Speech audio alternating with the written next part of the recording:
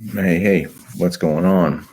So let's start talking about Salem witch trials. Hopefully, you've watched the lessons before this one, but I'll just review really quickly where we're talking about. Not far from here, we're talking about Salem, Massachusetts. Probably if you get in your car and drive maybe like 2 hours south of here, you probably reach Salem. My family and I have been to Salem. They have a bunch of like witch stuff there. So, and I think there's a museum. It's a kind of a cool little town. I've never been during Halloween, but you can imagine witches and Halloween. I mean, witches are synonymous with Halloween, to use one of our vocabulary words. So Salem is also kind of synonymous with Halloween now. And I guess the town is like decked out in October. But I've never been because it's pretty busy, I hear. So I'd rather go. We went in the summer. Maybe we'll go again this summer. I don't know. Pretty cool little town. The town of Salem is not paying me to say this, like, oh, you should visit, but you could spend, I'm not saying a day, but a couple hours in Salem is kind of cool. There's a cool old cemetery there. So worth visiting. And the next thing I'd like to talk about is the two religions that some people can kind of confuse.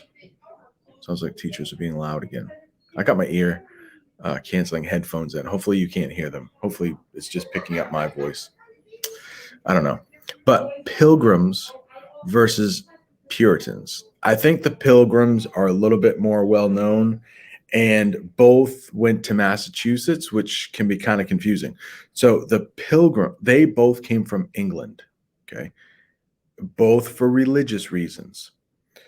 The Pilgrims wanted to totally separate from the Church of England. You might hear it called Anglican as well. So the Church of England. Pilgrims came to the New World to totally separate from that religion. The Puritans, pure, very clean. The Puritans wanted to continue the Church of England or the Anglican religion, but they wanted to do it in a way more pure way. So they thought that things were getting a little loose, not as moral as they should be. So just know, like, the Puritans were like hardcore, like their whole world revolved around religion, the Puritans. And that's who we're talking about. So let's start reading this article here about how the Salem witch trials could happen. Do a little screen share here. I'll just take my face right out of it. But just read along as I read. I think this will really help you with your reading skills. This is just about on grade level, so not too tough. But just think of it as like an audio book where you're listening, you're also reading, and that is going to increase your reading skills. So this comes from the religion and philosophy part of Newsella. Revisiting. So we have the re there. So going back, visiting again, revisiting the 1692 incident that led to 20 killed in Salem, Massachusetts. I think to make this article headline a little bit better, you might say 20 murdered in Salem, which is pretty much what happened. And here you can see a picture, lightning. Well, she must be a witch.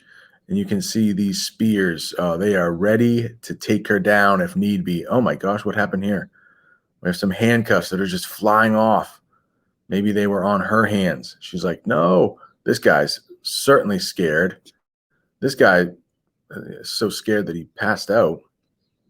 This chair is not going to protect this woman. I'm sorry. She's a goner if that lightning comes through.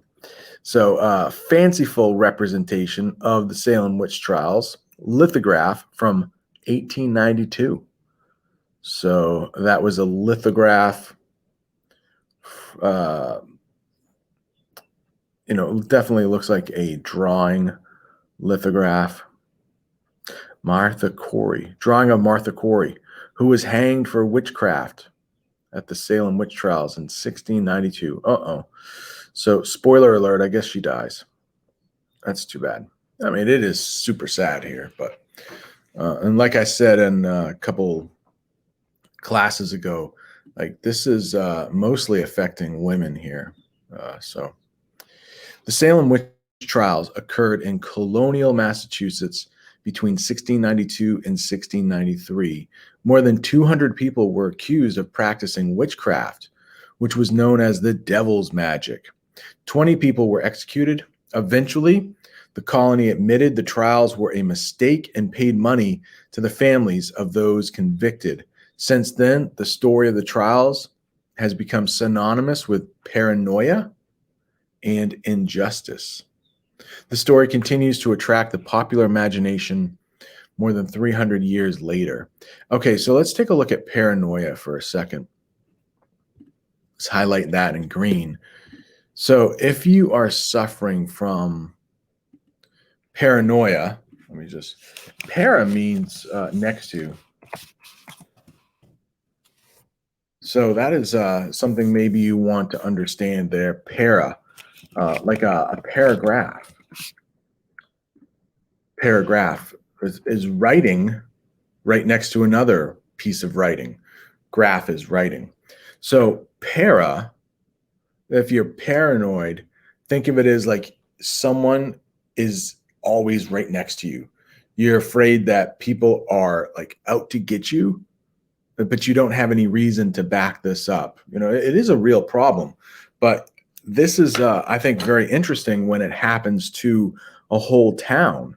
Like they're all, you might hear the saying, they're all drinking the Kool-Aid. And that comes from, man, this guy named Jim Jones, and he had this cult of people. All these people were like following him as a cult leader, and they all like drank this Kool-Aid that killed him. So yeah, it's a really horrible story. But if you ever hear that saying, drinking the Kool-Aid, it means people are believing, like a lot of people are believing something that's not true. And I don't want to get in too much to the political stuff, but you know, for the last year or so since COVID has come out, people are either for or against, you know, vaccines. So if you're like, let's say you are for the vaccine, I'm just randomly, okay, like everybody should get vaccinated. But there might be other people that think, oh no, you know, it's like a government conspiracy or something like that. Like you could say, oh, those people that want to get vaccinated, they're drinking the Kool-Aid. They don't realize what's going on. So drinking the Kool-Aid, that's just maybe what happened here. Everybody just started believing the same thing by word of mouth. You know, we watched that video on 5 possible causes, and one of them was maybe there was some tainted yeast to make their bread. I'm not sure if you know, but bread, right? There's yeast, these little active creatures in there, and it may have been tainted, the thing that makes the yeast, the bread rise and stuff like that. Who knows? I don't know, maybe. But for whatever reason, and we talked about like before with the Holocaust, and I mean, people, a lot of people like the idea of eliminating a whole population of people. You know, that's not really rational thinking. That's irrational. They're not really thinking with their, we sometimes have something called mob mentality, where just this whole group starts thinking the same way. You can see it when things get out of control with violence.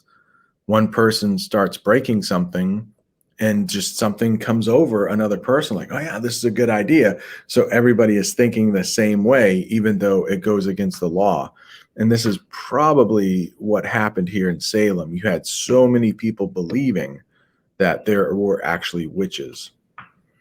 But again, they were a very religious people too. We can't forget that.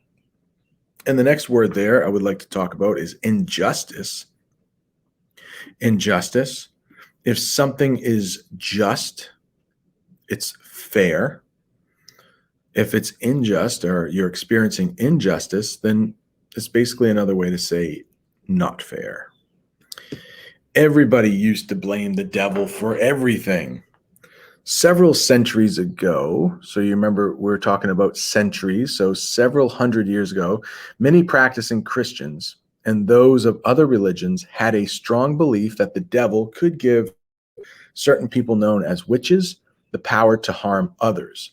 In return, the devil would have their loyalty.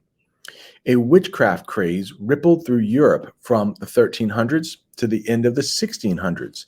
Tens of thousands of supposed witches, mostly women, were executed. In 1689, English rulers William and Mary started a war with France that played out in the American colonies, ravaging parts of upstate New York and Canada. So basically, what that is saying there is a war started in Europe between England and France, but it like spilled over, and it did actually affect the people of the colonies.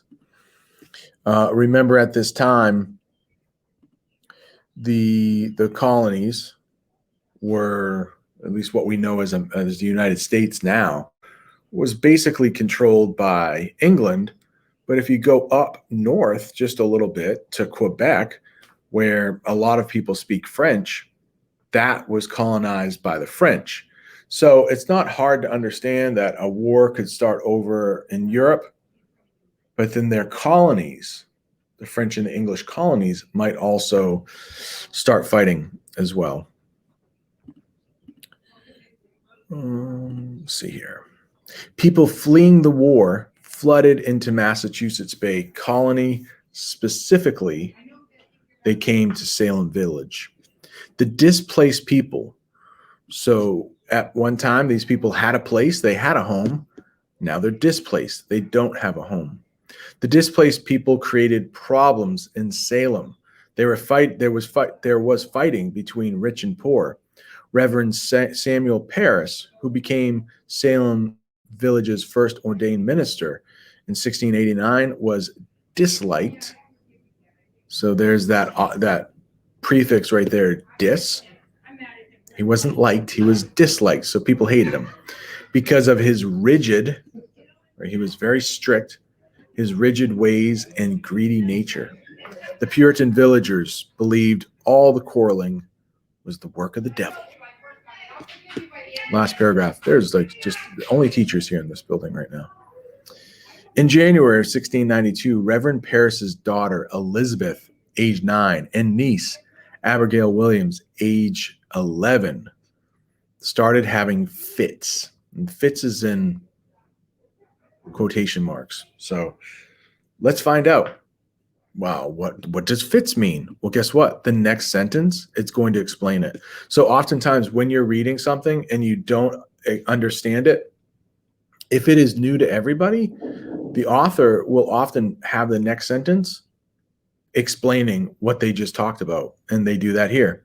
They screamed, threw things, made peculiar sounds, and twisted themselves into strange positions. Another girl, Ann Putnam, age 11, had similar experiences. On February 29th, under pressure from local judges, the girls blamed 3 women for afflicting them. So causing them harm right there. Tituba, the Paris's Caribbean slave, Sarah Good, a homeless beggar, and Sarah Osborne, a poor elderly woman. So here you have, look, all 3 of these women, for one reason or another, they might be on the edge of society. Okay, so Salem at this time was mostly white. You have a woman who was not white. So right then she is different, and maybe she is an easy target.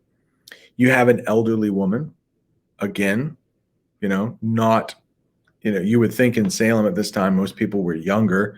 People just died earlier. And then you had someone who was homeless. So if these 3 young girls were having these strange fits, who knows, maybe it was from the infected yeast of the bread. Maybe that's why they were doing this. But then a very religious group of people are thinking, oh, well, it has to be the work of the devil. What other explanation is there? So who caused you to do this? So, they might pick out the 3 people who are most different in their society, easy targets. So that's the first part of this lesson. We'll continue it tomorrow, but I hope this was at a good pace for you, not too fast, not too quick. Some difficult vocabulary in there, but hopefully we broke it down okay.